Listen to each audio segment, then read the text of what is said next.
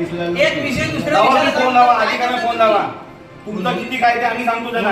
कायदेशीर कारवाई काय 15, 13 आणि 21 तारखेमध्ये बाकी झोपले काय सांगा. 2026 आलंय आणि तुम्ही हे आता दाखवताय. नोटीस पाठवायला सुद्धा मर्यादा असतात 1, 2, 3 त्यानंतर कार्यवाही करायची असते.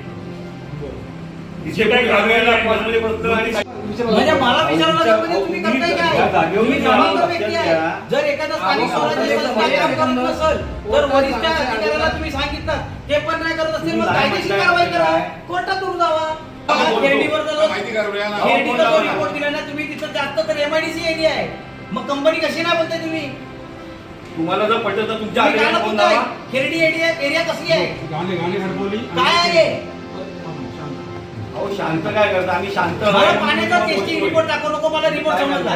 मग आम्हाला एकदाच समजतं, आम्ही अनएज्युकेटेड नाही आहोत. पण आम्हाला परत एकदा सांगायचंय, साईन मध्ये तुम्ही सांगितलं का 10 वर्ष कारवाई काय होत नाही, अधिकाऱ्याने हलगर्जीपणा केली आहे, आमचं ऐकत नाही, कायदेशीर कारवाईला पुढे जावं असा रिपोर्ट सादर केलात काय?